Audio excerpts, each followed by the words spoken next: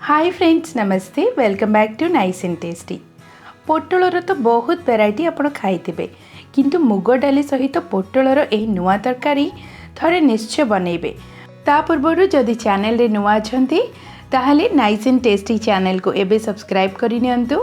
पाखरे थिबा bell icon को प्रेस करी ऑल प्रेस करि नियंतु। प्रथमे मु एठी 6टी पोटल नै जाइछि, जहाको भल भाबे धोई प्रथमे पोछि नेछि।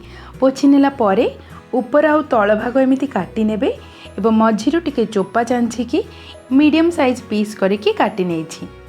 तापरे आमको आवश्यक गोटे गिना मुग डाली को प्रथमे एमिति पैन रे बा कढ़ी रे पकेकी आमे याको भाजी नबा।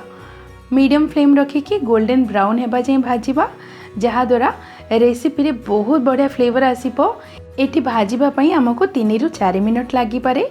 4 मिनट परे मुग डाली ब्राउन कलर हो साराणी, या बाहर करवा एवं ठंडा हाँवाई छाड़ी नवा। पुणी सेम पैन रे बा कढ़ई रे 5 रु 6 चमच तेल दे नवा। तेल टिके अधिका देबे, जहा द्वारा पूरा रेसिपी आम एई तेल रे बनै नवा। तेल गरम हो सारा परे काटिके रखिथिबा पोटल पकई नवा। गैस को मीडियम फ्लेम रे रखिकी आमे पोटल को भाजी नवा। एठी मु पोटल को धोईकी पोछि नेइथली, जहा द्वारा भाजिला बेले तेल आम ऊपर को आसीबनी। गोटे साइड गोल्डन ब्राउन हो साराणी। बर्तमान पोटल को आम ओल्टई नवा एवं आर पट भी भल भाव भाजी नवा। एही रेसिपी रे पोटल को एमिति गोल्डन ब्राउन करिकी भाजिबा, जहा द्वारा तरकारी रो फ्लेवर बहुत बढ़िया आसीबो। 3-4 मिनट मीडियम फ्लेम रे भाजी नेला परे पोटल को आम बाहर करि नवा आउ गोटे प्लेट को एवं पोटल को साइड रे रखिबा। सेही बळी थिबा तेल रे आम पकई नवा आधा छोट चमच जीरा, गोटे खंड दालचीनी, गोटे सुखिला लंका, गोटे तेजपत्र एवं गोटे मीडियम साइज रो पियाज। पियाज एठी आपण माने चाहिए लंबा करिकी काटी परिबे। पियाज पके नेला परे गैस को मीडियम फ्लेम करबा एवं याको भाजी नबा जेमिति से गोल्डन ब्राउन हो जिवो। पियाज एठी गोल्डन ब्राउन हो सालानी। 3 रु 4 मिनट लागिला मते। तापरे गोटे चमच अदा रसुन बटा पके नबा। अदा रसुन बटा भी एठी आमे 1 रु 2 मिनट पई कुक करबा, जहा द्वारा तार कंचा स्मेल पलैबो। 2 मिनट परे गोटे मीडियम साइज रो टमाटो को मु छोट करी काटिके पके नेछि। टमाटो एमिति मिसई नबा।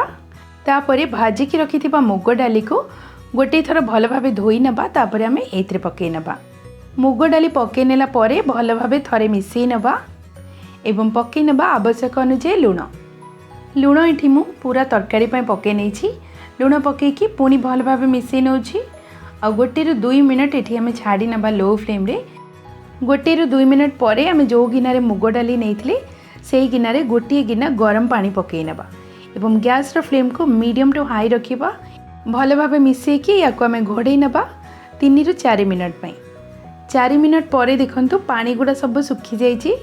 आ मुग एवं टमाटो सब गुडा भल भाबे टिके सिझी जाईची बा कसी हे जाईची। एबे आमे गैस को स्लो करी नबा। सेथिरे पकई नबा पोटल, जहा को आमे भाजी की रखिथिले। आधा छोट चमच हळदी गुंड, आवश्यक अनुसार लंका गुंड, आधा छोट चमच धनिया पाउडर। धनिया पाउडर नथिले आपण छाड़ी दे परिबे। ए सब पकई नेला परे 2टी कंचा लंका को मु फाळ करी पकई नेउची। आ सब गुडा भल भाबे मिसई नबा। एठी आमे मिसईला परे पुणी गैस को लो करिकी 1 मिनट पई खोला रे छाड़ी नबा, जहा द्वारा हळदी गुंड लंका गुंड से सबुर कंचा स्मेल पलैबो। एठी देखंतु 1 मिनट एमती लो फ्लेम रे मु छाड़ी नेइथली। तापरे एथिरे बे हमें गरम पानी पकेबा। ध्यान रखिबे एही तरकारी रे गरम पानी पकेबे।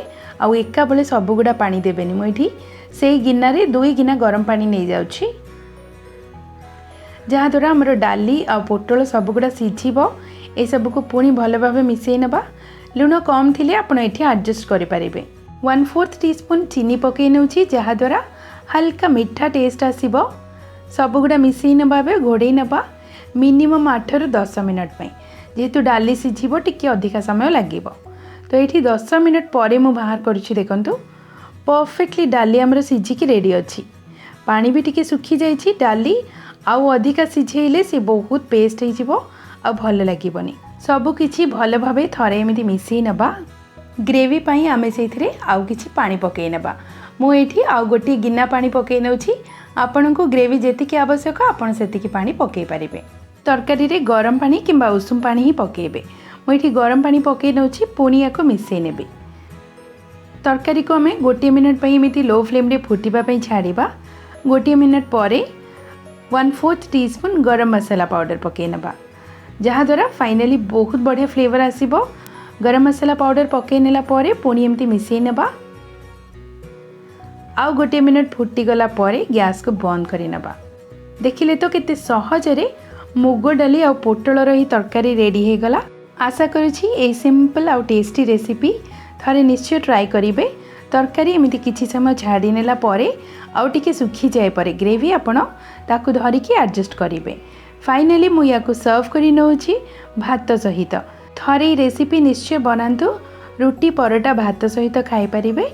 वीडियो पसंद आसिले वीडियो को लाइक शेयर और सब्सक्राइब करने को भूलिबेनी। धन्यवाद।